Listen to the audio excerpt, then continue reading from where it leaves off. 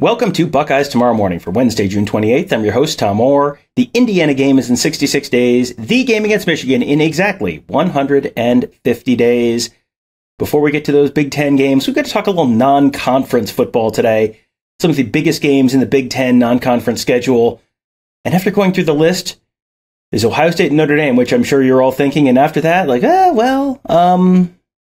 there are other games on the schedule. We're going to talk about some of the more interesting ones. I'm not going to lie to you. The list gets a little thin and a little quickly, but we can always pad out time with our old buddy Tony Gerdeman of BuckeyeHuddle.com. Whenever we're like, well, we need to do something. Let's get Tony here. So here we go, Tony. I'm really selling the heck out of this show. I promise. No, there are some interesting games here we do need to talk about. Tony, I guess let's start with the big one. This is the big one on the Ohio State schedule. This is the big one anywhere in the Big Ten out of conference this year. Ohio State going to Notre Dame. Buckeyes favored by 7 points. First trip to Notre Dame since 1995. This is a game, I think, this is going to be the big game that week. It'll be a primetime NBC game, I believe they've announced already. So this feels like this is clearly the number one game out of conference for anyone in the Big Ten this year. Yeah, and I think if you check out the lists of top non-conference games nationally, you're going to see this one at the top as well. I'm going to assume top 10 teams, and I think the best thing for both of them, and especially for Ohio State breaking in a new quarterback, is that it's going to be the fourth game of the season.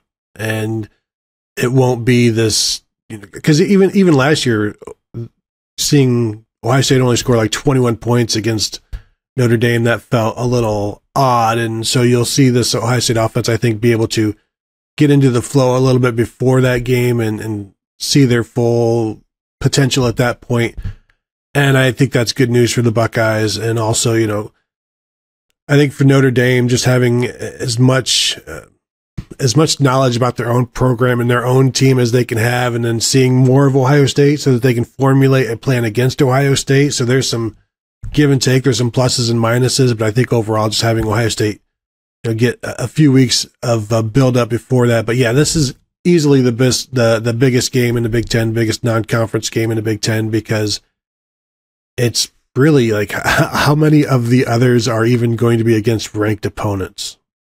Yeah, not many, and the ones that are not probably ranked Big Ten teams. So this might be the only ranked on ranked, or at least top 15, top 20 type ranked on ranked game in the Big Ten. To me, you mentioned how Ohio State's going to have a couple weeks to get ramped up, and the offense should look better. Notre Dame's offense is going to look very different than it did last year. They got Sam Hartman, the transfer from Wake Forest. They get a new offensive coordinator. Now that Tommy Rees is down at Alabama. So it should be a little bit of a different look. The other exciting, interesting storyline here, Tony, you've got some real double agent possibilities here where Gervonta Jean-Baptiste went from Ohio State to Notre Dame to play defensive line in the transfer portal. Ohio State got Lorenzo Styles Jr. in the transfer portal from Notre Dame to Ohio State. Styles mostly played, he was mostly on offense, played a little tiny bit of defense this year. So, are they going to have to change calls? Are they going to have to change nomenclature for this game? That'll be interesting to see, because, Gervonta Jean-Baptiste had a whole year in Jim Knowles' defense, and Lorenzo Styles has played in that Notre Dame offense, which is not going to be, wildly different this year. So that'll be another fun little storyline that I'm sure we'll get to ask about and not get any answers about. That'll be fun leading up to that game. So James Laurinaitis too. Oh, James Laurinaitis, yeah, of course, coming from Notre Dame, and Al Washington the year before, going from Ohio State to Notre Dame. Very active in the trade market, these two schools. That's definitely some fun storylines to watch there. Another school that I think is going to be a lot of fun to watch this year, just because it's going to be very different, is Wisconsin. You've got Luke Fickell there now. You got Phil Longo, the offensive coordinator, running up tempo. You've got Tanner Mordecai, the old SMU quarterback, up there now. They're going to Wazzu. Wazzu was always a weird place. This is a game where you look at these two names and you say, well, Wisconsin should win that because Wisconsin's a better program than Wazzu. First year for Wisconsin, I think they could be pretty exciting, but it's probably going to take a little while to get the machine up and running. Going all the way across the country, Pullman is a pain in the butt to get to. It is not, there are not direct flights from Madison to Pullman. I can pretty much guarantee you. I'm sure they'll charter, but that's also a long flight out there. This feels to me like maybe the second most intriguing game on the non-conference schedule, just because I don't have a clue what to expect on this one. Yeah, and it's week 2, so there's going to be still obviously excitement and hype for Wisconsin and Luke Fickell. To me, this is just be careful going there and playing in that environment. And we've seen it's not uncommon, and this goes back spanning 20 or 30 years, where an Iowa or Wisconsin would go out west and lose. Wisconsin has done it famously under Barry Alvarez, would lose to, like a Fresno State or a San Diego State, or just random games out there. And unless, of course, my memory is failing me, and Tom, I promise you, it probably is. But I think this is, you got to be really careful about this one, because it can't just be about the hype and the excitement. At some point, the execution has to be in there, and Luke Fickell will have them eventually be good. But I also think with Luke Fickell that it can sometimes take some time. It can take a year for him to get everything the way he wants, and to get everybody and to get his team the way he wants. And you're hoping that Tanner Mordecai, the quarterback transfer from SMU, is hitting on all cylinders. He had a rough spring. What does the offense look like? And we know what they want to do, but can they do it? Another little interesting thing to watch: Washington State starting running back Nakia Watson was at Wisconsin for 2 years, and now he's been at Washington State for a couple of years. So, you want to talk about secret agents? This guy went deep undercover for a couple of years in Washington State. So who knows what side he's on. Yeah, this is it is fascinating. The transfer portal makes it so interesting. All these games that normally you never had to think about this in the past. Now, with as much as guys are flying around from one school to another, it feels like this happens almost more often than it doesn't with some of these games. Next one that I wanted to talk about was another one involving a team from the state of Washington. That is Washington. They are the better of the two teams from Washington, and they are playing the not better of the two teams from Michigan. They're playing at Michigan State. The Sparty went out there last year, lost 39-28 in a game that felt a little bit like a surprise at the time, and then 2 months later was not at all a surprise when you look back at it, because Washington looked very, very different under Kalen DeBoer, and Michigan State looked not great under Mel Tucker in year 2. This is, one where Washington on the road, favored by 11.5. I don't have real high expectations for Michigan State this year. Washington feels like they could be a 10-win team again maybe this year. Maybe this is an opportunity for Mel Tucker to make a real statement, but it feels like this is one where they may struggle to keep up with that Washington offense. It's definitely an opportunity to make a statement, and you look at through all of these games, and no, I don't expect that to happen, but if it did, that would speak loudly. And this may be an opportunity to speak louder than maybe anybody else in the Big Ten, but I just don't see it happening. Washington's offense is going to throw the ball all over the place, and I don't think they have much let up in them. You're going on the road against the Big Ten. You've got to keep it floored the entire time.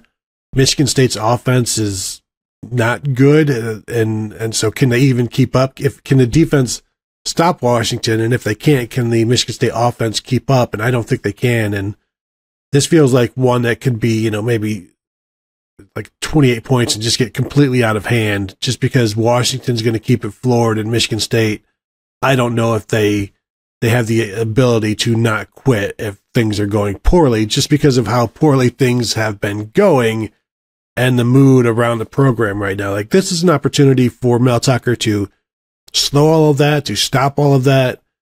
And even if you get this win, that's great, but it doesn't guarantee anything else. Like, you need to continue to put it together, because Kenneth Walker's not walking through that door. And so you're going to have to do something else. And we saw last year that couldn't. And getting a win here would be huge, but then you've got to follow up with that. And I think I need to see the following up before a win would really convince me. Like, yeah, great job. You surprised me. I thought you were going to get blown out. You won this game, but now what are you going to do with it? Right. If you win this game, that's great. You got to make a bowl. You can't be, we were 4-8, but we beat Washington. You could be 4-8 and beat Michigan, and fans up there will probably be okay with it. But 4-8 with a win over Washington, probably not going to keep people too happy. not real job security issues there because he has approximately $3.2 trillion left on his contract, so he's not going anywhere. But that is potentially a statement win for them, but would need a little more than that. Speaking of teams that need a little bit more, let's talk Iowa football. Iowa football and the race for 25.5 points per game. They go to Iowa State this year. Last year, first time they lost to Matt Campbell and Iowa State, 10-7. That was the home loss last year. Now you got to go to Jack Trice. That's always such a weird series. The last time they went to Jack Trice, they won 27-17, but the one before that, they won 18-17. I went to this game one year in about 2006, 2007 at Jack Trice, and Iowa State won, I believe, 15-13. That is what this game typically is. It feels like that's what this game is probably going to be again this year. But between the Matt Campbell, did he miss his window to move to a bigger job, and the Brian Ferentz, did he lose his window, or is he about to experience the window to move to a thing where you go pro in something other than sports? I mean, there's some interesting storylines surrounding this one. This is always a game where if you sell squares and you get like a 5 or a 9, you're like, what am I going to do with this? Like, that's actually probably a pretty good number to get for this game, because the score, I mean, there's going to be a safety, there's going to be a field goal, somehow there's going to be like a 4-point play in there as well, and now you're looking at it's like 8-6, and how did this happen? And just enjoy it. You got to find the enjoyment where you can, but this one, Iowa State needs to bounce back from last year, and Iowa needs to continue to assert their quote-unquote dominance in state. This is always an interesting rivalry game, but when it's on against others, it gets relegated to like FS1 or whatever, and it's like, well, I'm going to, or we're working or whatever.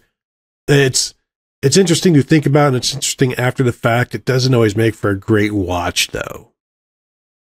And, something that's going to be interesting but not necessarily a great watch this year, Colorado and Nebraska, two teams with first-year coaches who have big names, who could be headed for big things, but maybe not this year.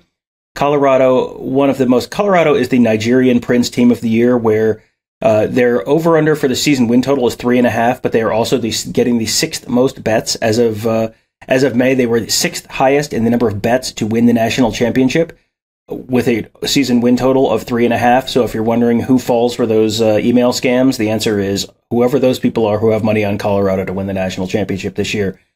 This is one where this is going to be a great narrative game for whoever wins this one. Matt Rule, look at Matt Rule. He's come in and he's beaten Colorado, and look at Nebraska, and oh boy, Nebraska's on the upswing. Or look at Deion Sanders, and he's got Colorado already starting to turn around. I mean, this is one where, we were talking before the show. If this game is week 11 and it's a 4-6 Nebraska against a 2-8 Colorado, no one notices. But because this is earlier in the year and this is kind of a helmet game for, if you're old enough to remember the 90s, and this was always the Black Friday noon game on ABC. It was a huge rivalry back then. This is a really, really big game until you actually look at this year's rosters. Tom, you mentioned the Nigerian Prince, and now I'm imagining players in a transfer portal getting emails like, "Hello, sir, for $400, if you wire me $400, I will get you a scholarship to Colorado," that sort of thing. But it's interesting for, it will be good again to see Nebraska and Colorado on the field, on the television. It's one of the great rivalries in college football back in the 80s and 90s and probably the 70s as well. But that's aesthetically, the uniforms will be nice. I don't know if the football will aesthetically be pleasing, as you said, but the interest with the coaches, and hopefully Deion is well enough and healthy enough to actually be coaching this season, be at that game. But this is one where Colorado needs this, because they're not going to win week 1. We assume they're going to lose to TCU week 1.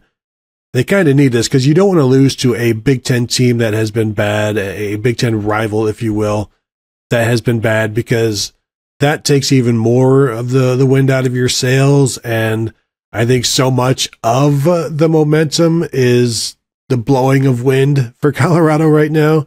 And if they lose more of that with a loss to Nebraska, that would be bad. But also for Matt Rule, this would be a nice little win because at this point, it will be a win over a named program, even though, like you said, if it comes in November and you just beat a 2-win Colorado, doesn't matter. If you beat an 0-1 Colorado in week 2 of your, the start of your career, that's much, much bigger because people will forget about the win over Colorado by October.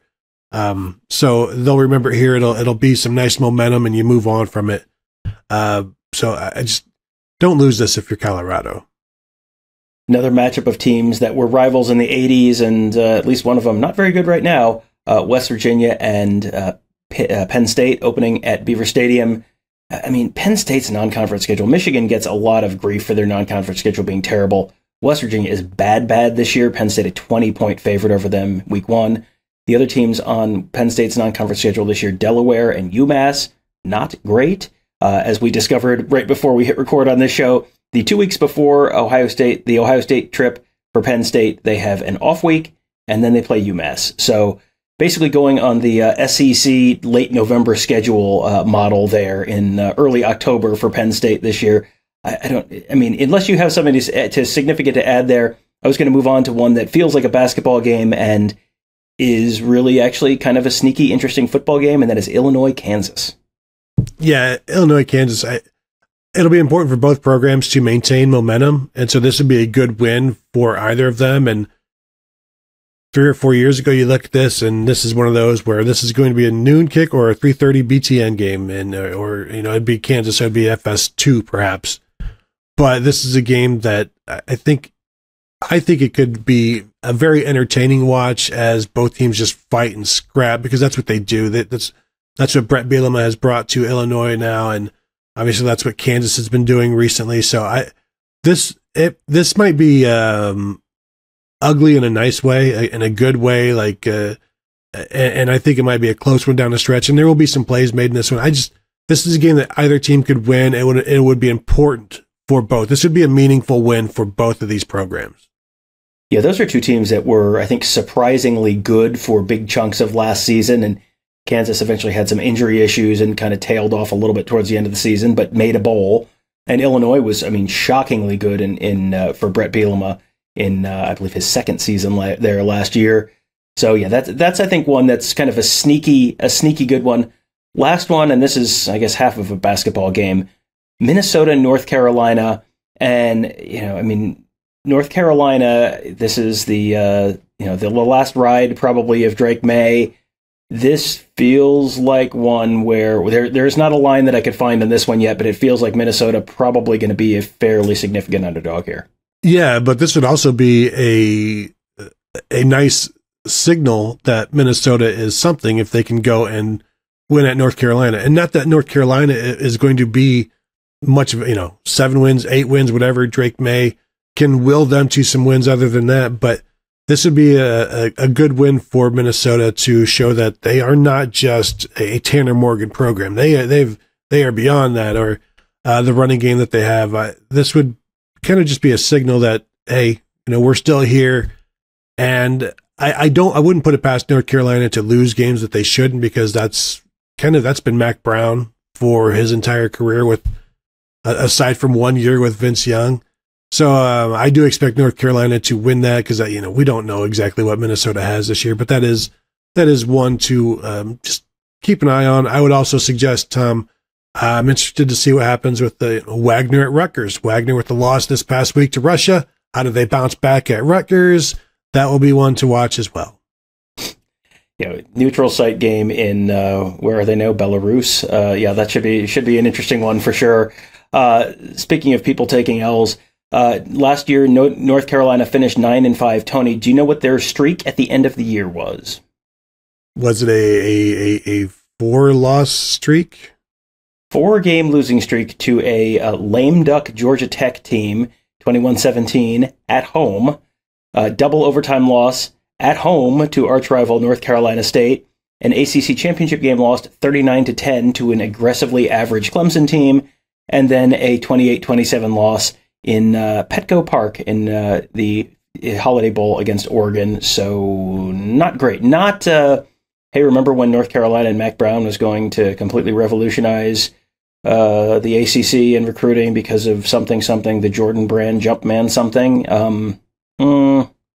Offer not valid in the state of North Carolina. That is going to do it for today. If you want to hear much more about the Ohio State Notre Dame game and all the other fun stuff that is going on right now with Ohio State football, including recent commitments, number of guys potentially committing in the next week or two or month or so, depending on which timetable you want to believe. You can track all that stuff at BuckeyeHuddle.com. We are following all of that. We're following the team. Lots of fun scheme talk, making you a smarter football fan. Really fun community as well on our message board. Great access, insider information, and much more, all at BuckeyeHuddle.com. That will do it for today. Thank you guys all for joining us. Have a great day. We'll talk to you tomorrow.